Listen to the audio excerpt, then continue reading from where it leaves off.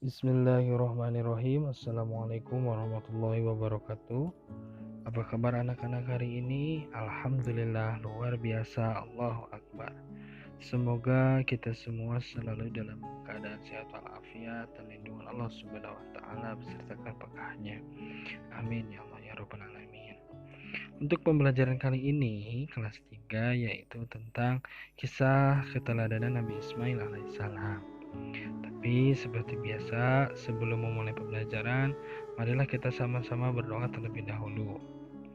A'udzu billahi minasyaitonir rajim. Bismillahirrahmanirrahim. Rabbi zidni ilma warzuqni fahma waj'alni minas sholihin. Ya Allah, tambahkanlah aku ilmu dan berilah aku karunia agar dapat memahaminya, dan jadikanlah aku masuk ke dalam golongan orang-orang yang soleh.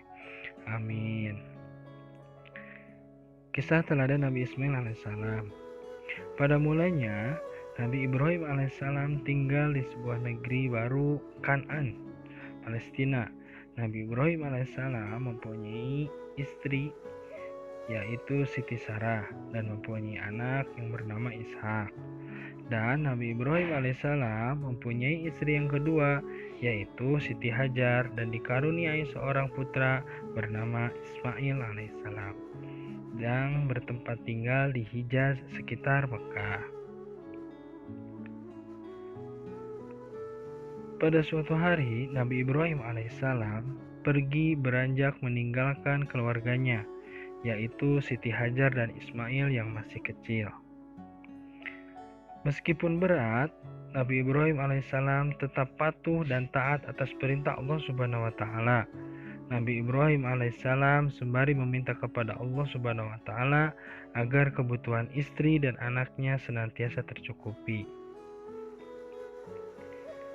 Siti Hajar kebingungan mencari sumber air di gurun padang pasir yang tandus bernama Mekah itu untuk Ismail yang kehausan.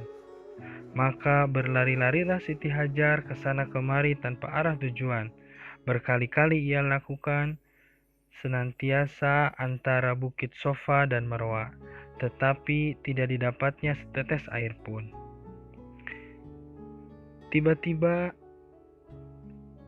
Siti Hajar mendengar suara agar Ismail diletakkan di sebuah tempat. Maka diletakkanlah Ismail sesuai perintah yang ia dengar. Atas izin Allah Subhanahu wa taala, kaki bayi Ismail yang menginjak-injak atau menghentak-hentak tanah itu seketika mengeluarkan mata air dengan deras. Lalu Siti Hajar pun minum dengan sepuasnya. Dan Ismail pun berhenti menangis. Dan sumber air itu dapat kita kenal dengan air Zam-Zam. Beberapa tahun kemudian, sekitar Ka'bah sudah menjadi tempat yang ramai karena munculnya sumber air Zam-Zam yang banyak. Banyak orang yang bermukim di sana. Ismail tumbuh menjadi anak yang tampan, santun, dan sabar. Nabi Ibrahim alaihissalam yang sudah lama meninggalkan mereka mengunjungi keluarganya itu di Mekah. Suatu malam, Nabi Ibrahim alaihissalam bermimpi bahwa ia menyembelih Ismail anak kesayangannya.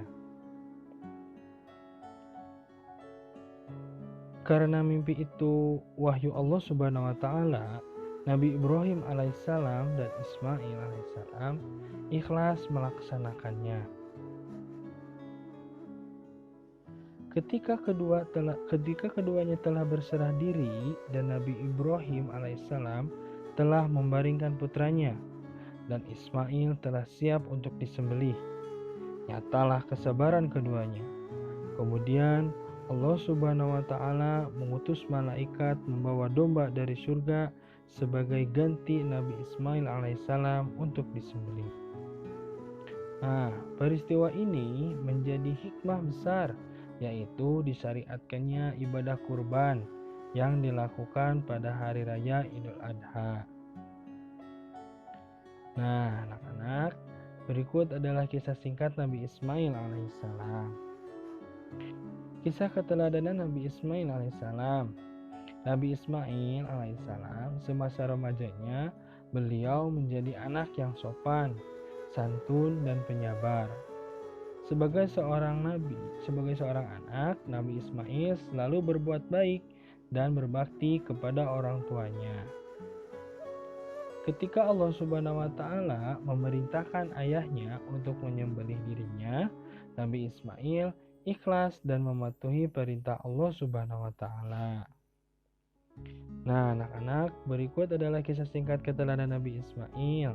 Semoga anak-anak dapat menceritakan kembali kisah keteladanan Nabi Ismail dan menerapkan keteladannya dalam kehidupan sehari-hari.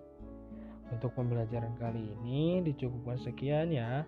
Terima kasih banyak. Billahi taufiq wal hidayah. Wassalamualaikum warahmatullahi wabarakatuh.